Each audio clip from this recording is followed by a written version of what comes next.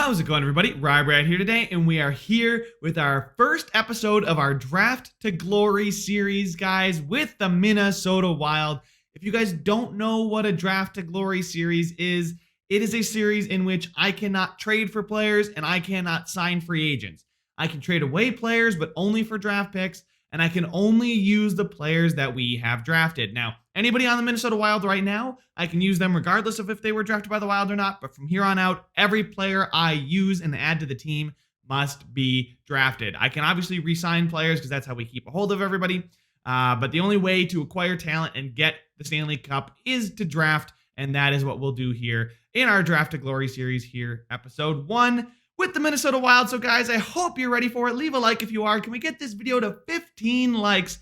And before we get started, I do have owner mode on.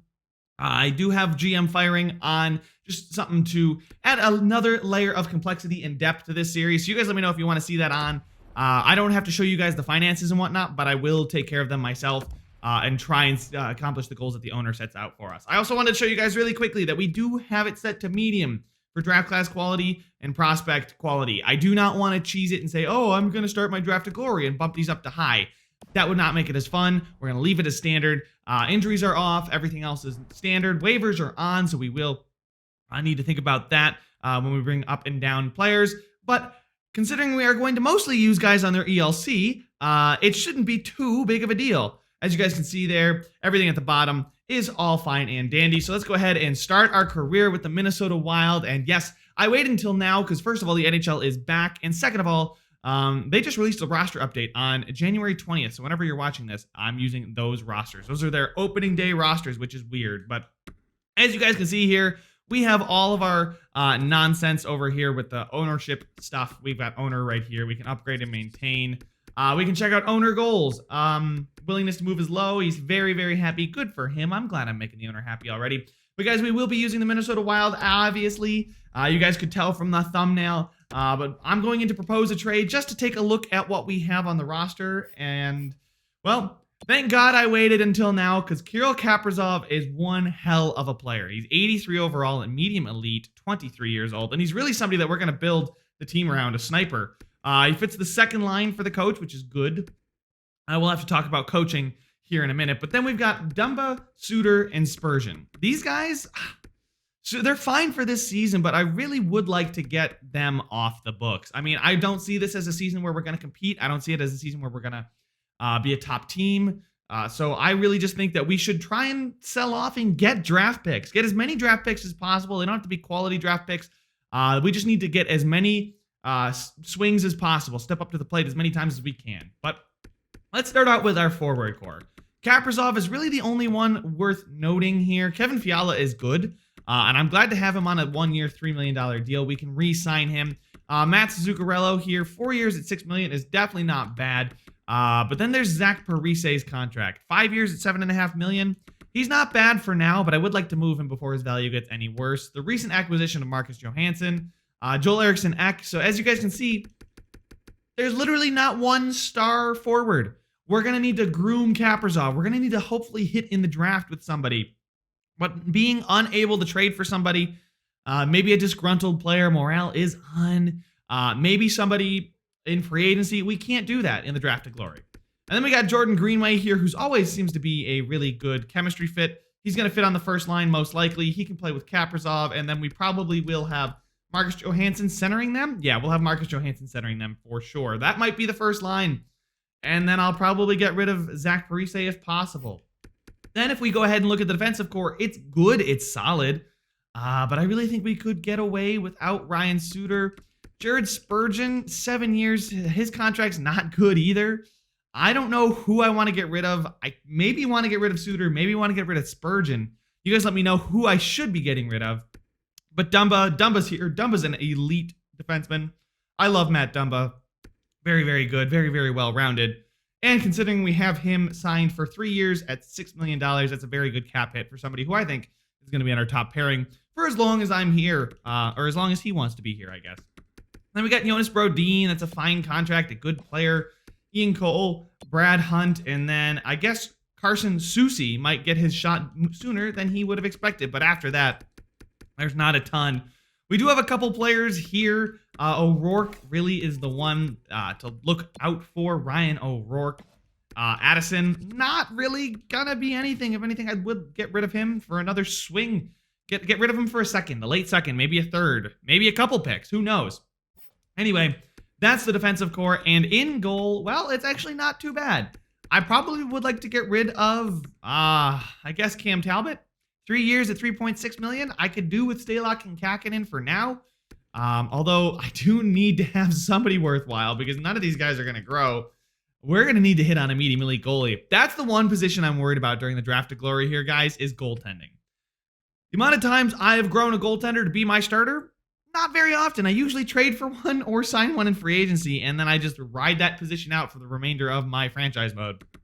But here we're going to have to get creative. We're going to have to get hopeful and lucky, and we find somebody to really, God, I'm really glad I picked the Wild because they're a team in such an interesting position that I think tanking is the right idea, but they don't exactly have a ton of help coming up in the pipeline. If we go ahead and take a look at the rookie skaters, just based on trade value, I mean, they have Marco Rossi here. That's really good. 1869 overall, medium top 6. And then after that, O'Rourke is probably your next best prospect. They've got Louis Belpedio from Miami of Ohio, a good skating defenseman there. I don't think he's ever going to make the NHL at 24.73. He's not quite going to be good enough. But as you guys can see, there's really, I mean, not a lot here for us to be hopeful for. I mean, it's Kaprizov, Rossi, and O'Rourke right now. We'll see what happens when I get into the drafts. But we will go ahead and look at our draft pick situation. And that's a very good thing to see. Multiple first-round picks is definitely what you want to see. Our first is ridiculously high. Pittsburgh's first, also very high. I wonder if Pittsburgh is going to have a good season. I hope they don't. Simply for our sake, if we could get 2 lottery picks, I don't even care if they're in the top 3, top 5. As long as they're in the lottery, I'll be satisfied. Second, 2 thirds, 4th, 5th, 6th, 7th. So it's really a good team to start a draft to glory with, and I am very excited to get started. My first order of business is probably going to be trading away Zach Parise. And whatever they want to give me for him, I will gladly accept it. Zach Parise, where are you? There he is. Oh, God, tell me we can get rid of him. We can get a 6th round pick from the LA Kings, and you know what? I'm going to do it. I just want to get that contract off the books, although, now that I think about it, we should look at who is expiring. Maybe I don't trade away Zach Parise, but I am trying to tank. The problem is cap space. I don't need cap space for free agency. I don't need cap space for trades. I only need cap space to extend our own players. If we take a look at who is expiring, 2 names that I would like to keep around, Fiala and Kaprizov, are both expiring. I cannot re-sign him yet. I can re-sign Fiala, who's going to want around $5-6 million. We'll see how he performs. Hopefully, he goes ahead and plays nicely and wants an extension. Other than that, guys like Bukestad, Bonino, Cole, I mean, they're guys that I will keep around just to keep the benches warm.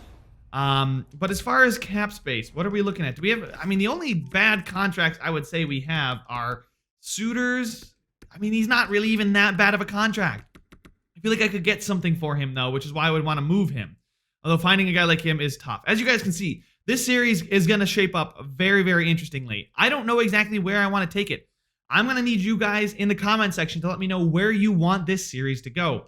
Are we getting rid of Suter? Are we getting rid of Spurgeon? Are we getting rid of Parise? I mean, you also have to keep that lens, like I said. We don't need cap space for free agents. We don't need cap space for trades. We only need cap space to bring our own guys back. And there's really nobody that I would bring back that would really hurt us in the cap space department. We have $26 million in cap space next season. I mean, and that's considering guys like Johansson, Bukestad, Bonino, Cole, Hunt. Those guys, those depth guys are expiring. Fiala and Kaprizov. I would love to get Kaprizov signed to a long-term deal. He's the one I want to build this franchise around on the forward end. Obviously, Suter, Spurgeon, and Dumba is really, really good on the back end. I'd love to keep Dumba. Spurgeon I can keep for a few years. He's only 30. He's not going to get worse. He's not going to get better. Ryan Suter is not bad either.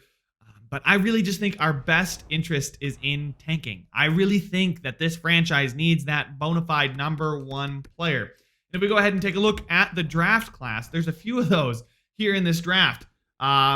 Rati, we know Rati's good. You've got Timofey Ulanov. You've got Willie Kachuk. You've got Keaton Lindsay. You've got Valery Zubov and Vesa Kaskaranta. I mean, a lot of these guys are going to be elite players. It's just the way the first draft class is. Atu Rati would be such a great get. But there's also so many other players that are going to be elite prospect. You've got Takashi, Sillinger. I don't think Lahiru, I always say his name. Zach here. I don't think Zachary is an elite, but you got Brant Clark, who's elite. He's an elite on the back end. Dylan Gunther, who's not bad. Carson Lambos, who's, I think, a medium elite. As you guys can see, we got multiple picks here. So Phil Pitton, Simon Edvinson. We're going to have to do our own scouting. It's going to be a lot of manual effort for me, but I'm ready. I'm excited to get into it. But we'll go ahead and check out the lines. We are completely a seller, so these lines may or may not stick around. Matt Zuccarello is a playmaker who fits the second line very well. So we will move maybe Greenway. I guess we can only get a +3 with the... Yeah, you know what? We'll move Fiala up there, so it'll be Fiala, Johansson, and Kaprizov. Parise, does Bukestad help this at all? It's still only a +3. Kaprizov on the second line gets us a +3 there, but we don't actually have a center on the second line. Can anybody take faceoffs? No. Okay, Marcus Johansson. Oh, that's actually a +5 with Bukestad, Johansson, and Fiala. That's very interesting. Matt Zuccarello for Greenway. Okay.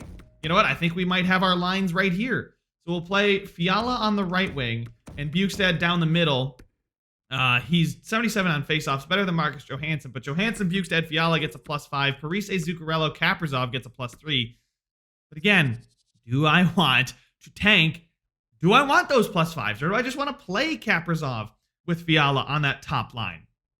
We got Greenway, Bonino, Hartman, Rask, Joel Eriksson Ek, and Marcus Foligno, who I think just got a contract extension. I think he got a new contract extension, so I wonder if they have that in the game yet.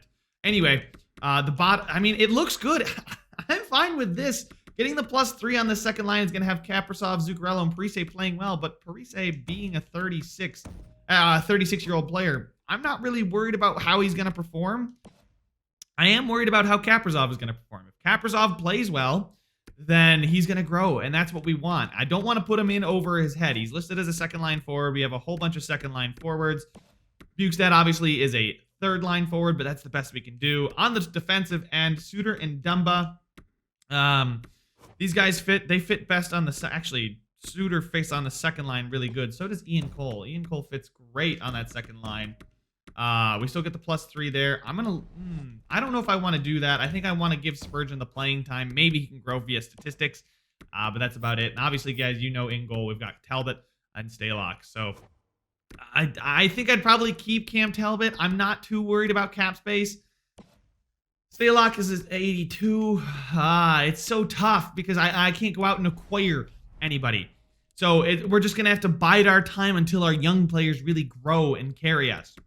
I mean, we can try and make the playoffs in year one and keep guys like Parise and Suter, but it just seems to me that doing that would only set us back, and we would be, again, spinning our wheels, treading water, if you will.